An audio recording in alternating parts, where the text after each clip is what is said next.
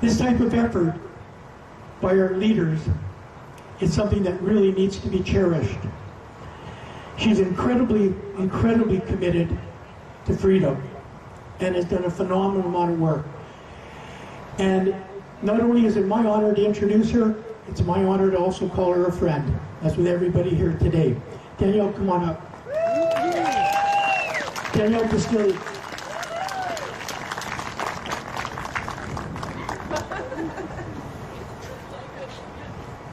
I love that, man.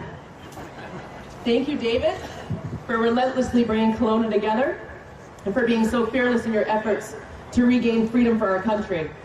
David, you are one of the hardest working, selfless, inspirational, motivational teachers I've ever had the pleasure of knowing, and one of the greatest friends and mentors I could ever ask for. And I thank God for people like you every day to come into my life. We call them silver linings through all of this garbage, right?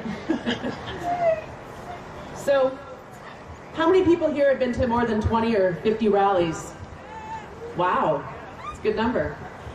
Another question, how many people here record when everybody's up here every time? Got some work to do. Well, today is the day that I ask you to become the media. I ask you to turn on your phones while each speaker comes up here and post their speeches on social media pages. The only way that we can get the word out about the incredible content coming out of these rallies is if we, the people, get the word out about what's happening here. Otherwise, we're just preaching to the choir. So please take out your phones and let today be the day that we flood the internet with the credible messages coming out of Kelowna. And I've got a big message for you today. So with that said, I'm here today to talk to you about the hidden healthcare crisis happening in our country, and most specifically in British Columbia right now. Who here knows about what the butterfly effect is? Yeah. It's when a butterfly can flap its wings on one side of the world and it can literally be felt as a typhoon on the other side of the world. And little things like that, you can have such a huge impact around the other side of the world without even knowing it.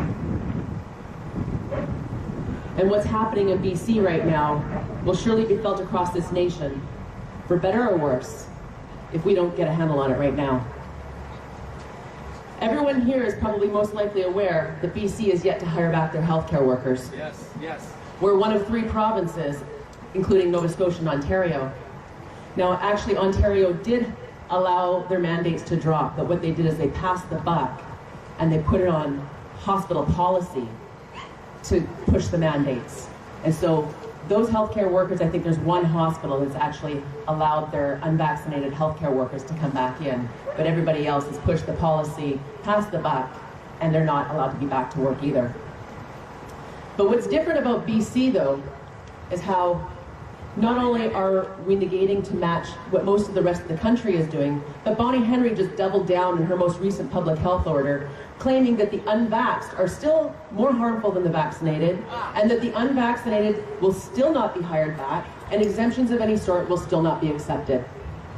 Additionally, with Bill 36 looming, and the first reading passing over the course of a weekend with the slight of Adrian Dix's hand, anyone in healthcare, meaning your chiropractor, your acupressurist, your naturopath, your GP, if they've got a private practice, and if they don't agree with the newly mandated vaccine du jour, and if they provide misleading information that's not in alignment with the government, these healthcare workers will risk delicensing and face up to $200,000 in fines and up to 6 months in jail if they step out of line. We stand to lose another wave of healthcare workers soon if the next readings pass as easily as the first did. Here's where it gets interesting, though. I said I'll tell you a few things that I've learned in the last little while. The BC government has told the public that only approximately 2,500 healthcare workers were let go, when in fact that number is well over 10,000 healthcare workers. Many of them took early retirement, and the government and the media are deliberately not reporting the actual statistics. But thanks to whistleblowers, we have the actual numbers. Just to put this into perspective, 10,000 healthcare workers is more than enough people to staff 1.5 regional hospitals in places like Kamloops and Kelowna. The irony of this fiasco is that the unvaccinated, say NICU nurses, that have the rare ability to resuscitate a baby at 24 weeks cannot go back to work. However, the hospitals are actually bringing in unvaccinated cuddlers to come in and hold these babies for the very reason that the nurses are not allowed to be around them because of their vaccine status. Also, right now in Merritt, there are over 1,800 people without a general practitioner.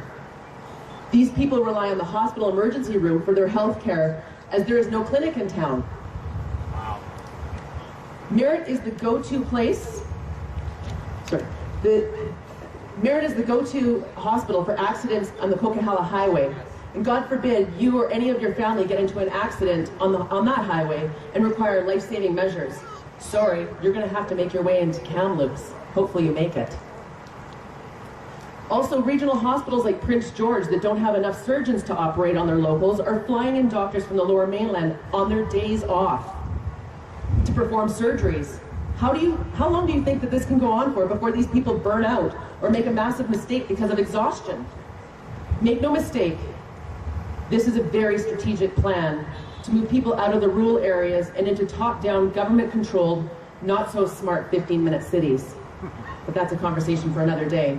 The bottom line is, our government doesn't care about people's lives, let alone their livelihoods. And right now, people are dying in waiting rooms or have life-saving surgeries scheduled later than their life expectancy. Children's hospitals and long-term care nurses are mostly overworked students that have very few senior nurses to actually show these student nurses what real health care is. And these nurses have so many patients to tend to that they are barely able to keep patients alive. We're talking about bare minimum care here.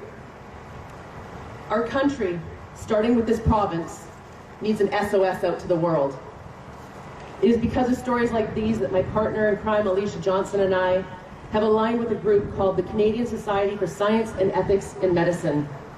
This group is a group of brave doctors and healthcare workers that have come together to stand against the government, turned on its people, and are spearheading a judicial review that will force the government to show their science and the reasonability to their mandates. And we know that there's no reasonability, it's all based on opinion. This judicial review is a giant puzzle piece that will help out all other lawsuits and anybody else that wants to sue the government because grandma died alone in the hospital, or because your friend's son committed suicide because of the mandates, or because you were coerced into the vaccine, or you lost your job. This is a massive piece of puzzle that we can all use if this judicial review goes through. Alicia and I have been pouring our time, our resources, finances, energy, and heartfelt dedication into producing a short documentary to expose these kinds of truths, because most of the world still has no clue that this is even happening and that our healthcare workers are unable to go back to work even if they wanted to. God help us if we need medical services in BC right now, because nobody has a chance of being protected by the righteous, nor do we have a chance to make a change to the existing system unless we can get some of the good guys back inside again. This film, which is being released next Saturday, May 13th, sheds light to all of those that are unaware of how our hospital sector is being intentionally compromised, and that every single one of us is and will be adversely affected by what is happening if we don't get involved now. Not one fight that we have is going to be easy, but we need to all get on board and do what we can to support as many battles as possible, because many hands make for light work.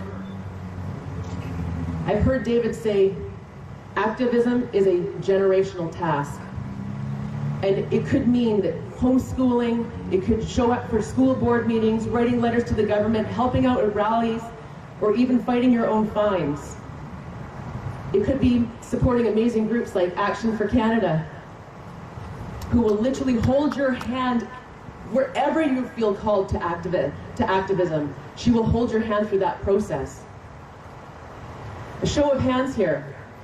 Other than online posting, which is a super important thing, I want to know here who of these things that I've mentioned is actively involved in doing some kind of activism right now.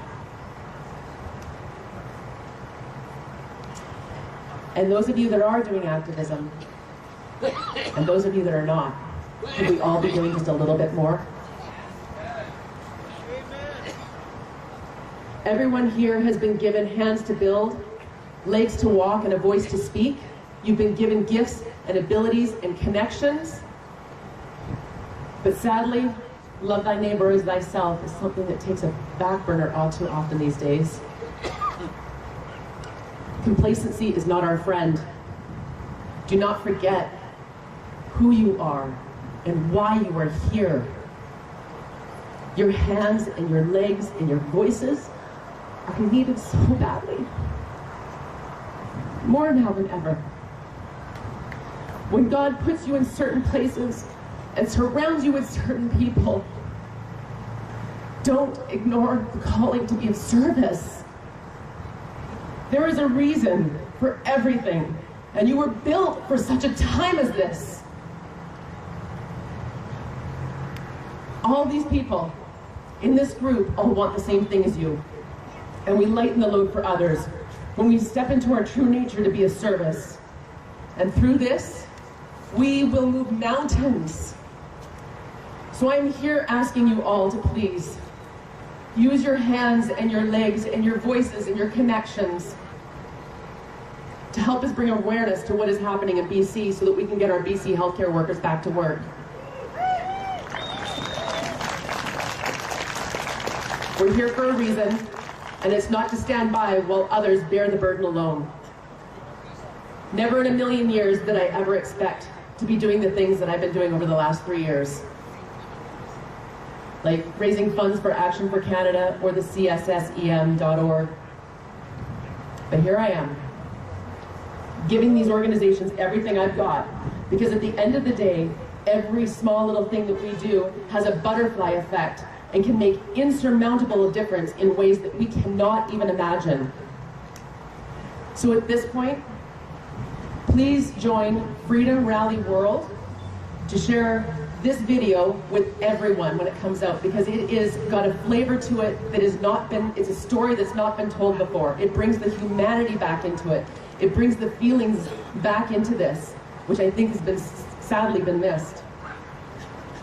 We are hosting the premiere watch party in North Vancouver on May 13th for anybody that might like to come out. But we'll also be doing a live stream on Freedom Rally World Facebook page. And that's where you can find everything that we're doing, including selling tickets to an amazing tribute concert on May 27th in Surrey. And it's the Awake producers that are holding this, and it's for Elton John and Billy Joel.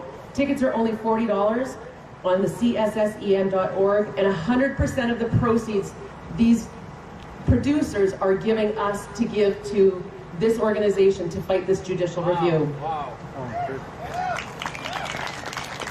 And just in closing, people don't wake up or often get involved until they have been hit in their pain point.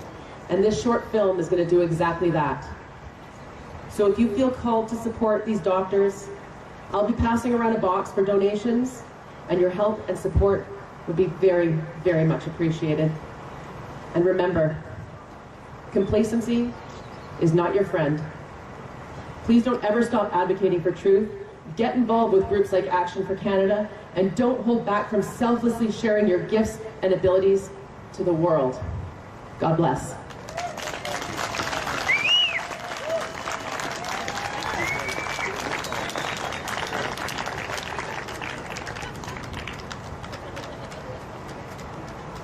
Thanks, Danielle, and for coming out here all the way from North Van. It's a long way. Our next, and I had a flat tire all the way too. Like it wasn't in the passes, eh?